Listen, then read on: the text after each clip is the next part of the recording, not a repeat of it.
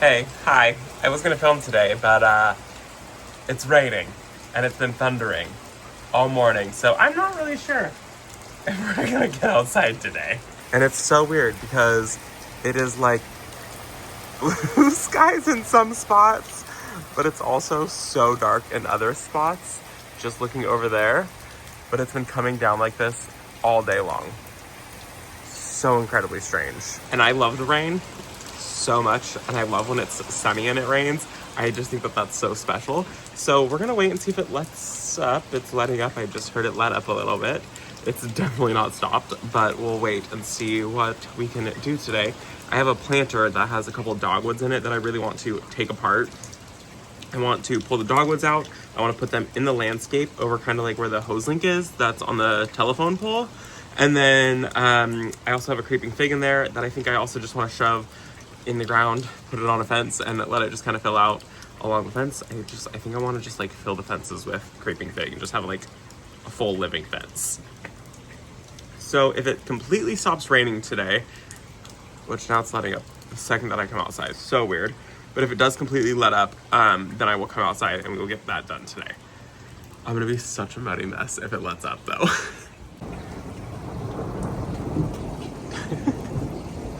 Do you hear the thunder and blue skies? Thundering and blue skies, and the rain has stopped for all of a second. I'm sure it'll pick right back up. It's sprinkling now, but that's what it's been doing all day long. This planter, we got this one from Edgerite.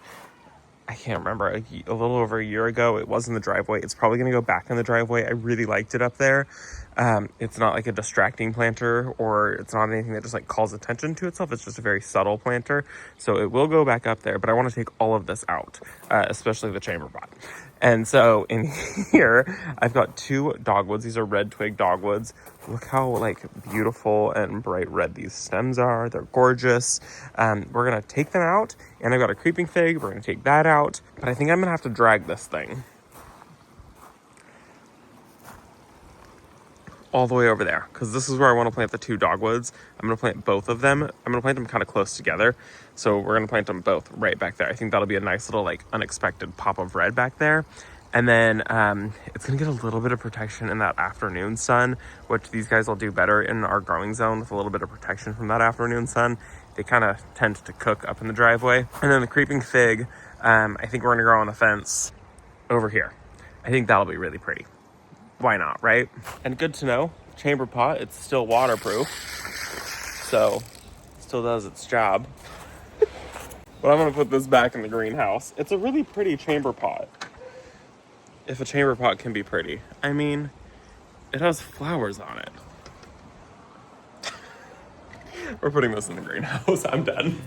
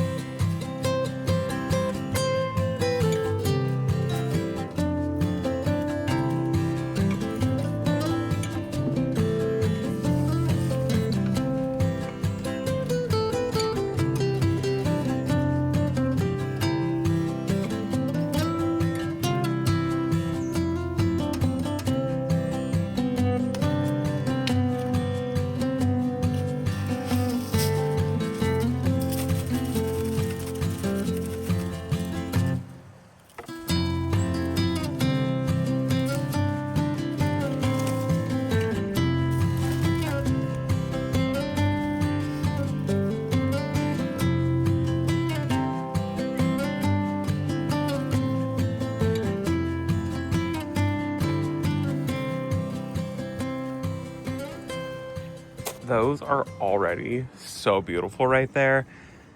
I love Dogwoods. This one I think is up to like a zone 7 or something like that, but I've had these now for a year and I grew them in a container. So I think that they should survive for me. We'll see. This area, they're gonna get a little afternoon protection, which I'm sure they will appreciate in my area. And then they'll get sun all winter long and really like fall time also. So they should do okay there. Fingers crossed for me. In front of them, I have these things called apple slices. It's like a spigelia or something like that. And they're starting to wake up, which I'm very, very excited about. I've got 3 of them and they have the really pretty like red flowers.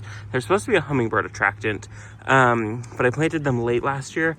And so I didn't really see too many hummingbirds on them. I've got one there, I've got one there, and there's another one right here that's also starting to wake up. So this is very exciting. It's gonna be a lot of red in this corner, but the foliar growth on them is really pretty. And I loved the tubular shaped flowers on those. And then, so when this fills out, it's gonna be like kind of a green shrub. It's not gonna be any red. You won't see any of that. You'll see some of the red stems, but not really. And then with Dogwoods, the first year growth is always the most red. Second year growth is a little bit dimmer, and third year red, you can almost never really tell that it was red.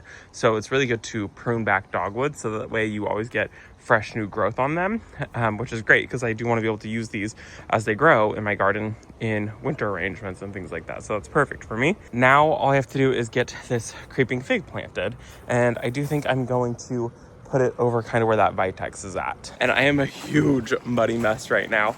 The ground is just absolutely drenched, which is fine because everything needs it, and our irrigation is super out of sorts right now.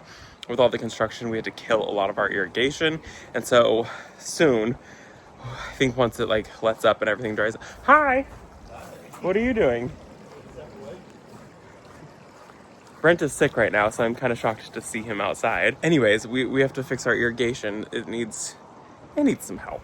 We had to tear everything out with the patio, and so once everything kind of dries out a little bit, we're going to go ahead and start working on the irrigation. We just need like a week of no rain because this is a huge muddy mess. I also want to do it before everything wakes up, so that's also super important to happen. But I'm thinking this wall could really use some green, so how beautiful would it be to have the creeping fig kind of tucked back there and then fill out this wall? That'll eventually just be like a really nice, pretty green wall. Or I could put it over here and let it fill out the wall back there. I mean, eventually I'm sure it'll just completely take over. I'm thinking I'll just put it right here because I've got a nice open space right there. I have some ansonium right there called Storm Cloud. I've got 3 of them. So those are kind of a low growing thing. The creeping fig will fill out in the entire fence. It should eventually be a nice green living wall. I've got a peony there. Once it blooms this year, I'm going to move it. I just need it to move. So I've got one there, and then I've got my tree peony there, which is starting to wake up really nicely. So hopefully I get some good blooms off of that thing.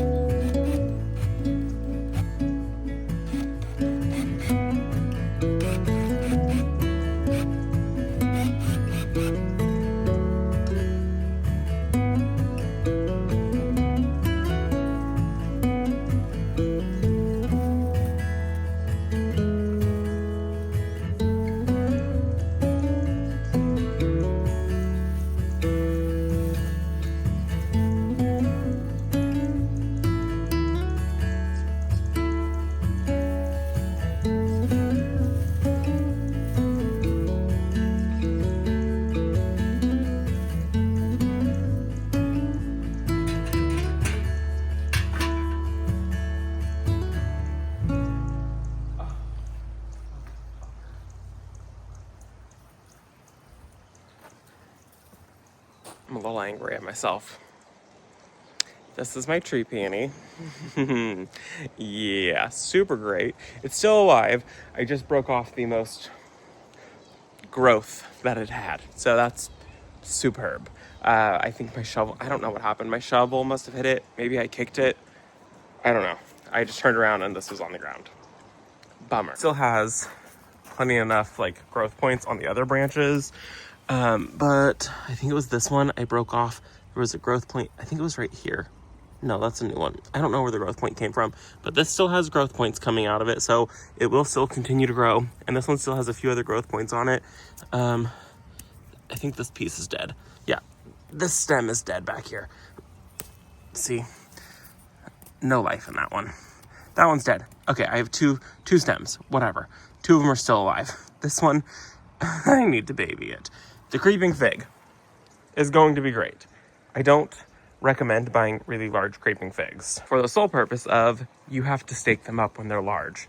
So if you buy the small ones, yes, it takes a little bit of time, but they grow so fast that honestly it's just worth it to buy the small ones. So this was one that I bought that was like medium size, and it's now needing support. So I just went in with a little twine.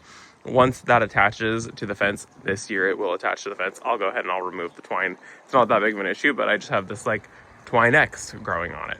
Eventually, this will fill in this entire fence and it will all be green. I have 2 more creeping figs here. These ones here were just planted this year, and you can see it's not far from that one down there. So this is how much growth it's done in 1 year. And honestly, I super love it. I can't wait for the entire thing to be just a green living fence. I think creeping fig is so beautiful. And so these ones were bought and they were about this tall, where see that like twine right there, string?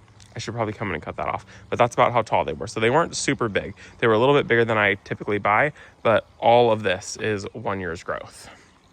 So this year, I'm sure that will put on a significant amount of growth. I'm sure it'll do something. It'll at least attach this year, and then it should put on some growth. Like I did mess its roots up quite a bit though. So we'll see how angry it is at me. But it's the end of the day, and the wind chill is still very much here. So I think this is where we say goodbye. The dogwoods are in, super happy with those. The creeping fig is in, medium happy with that, but still not mad at it. I absolutely love creeping fig. Highly recommend it. It's a higher zone only. It's going to destroy whatever you attach it to. Just a forewarning, I just put out a video recently all about creeping fig. If you are super interested in learning more about creeping fig, highly recommend watching that one. I go over all the stats of it. But I think that this is where we say goodbye today. I broke my tree peony, dogwoods are in, creeping fig is in. I did not think I was going to get in the garden today. And now it's blue skies. So super cool. But I hope that you guys enjoyed this video. I'm going to go inside the greenhouse, hang out for a little bit in there. I've got some things that I need to do. Actually, do you want to see, remember those variegated brunnera that I started? Let me show you those before I say goodbye really quickly. I'm giving some things a deep water, but look how good these are doing. And this one, super weird, is throwing up a bloom spike. Not sure why. It's supposed to just be waking up, but I guess it's very happy to be in the greenhouse. And then the other one that I have in the container is also doing well. I'm giving everything a water. This is a yarrow that's also throwing up a bloom spike. And then the one that's back here, this one's doing really well. Oh, that one's also throwing up a bloom spike. So they're all alive. They're all doing really, really well, which is very nice to see. So that's where we say goodbye. Tomorrow I would like to get my foxgloves planted. And then I need to move a chokeberry.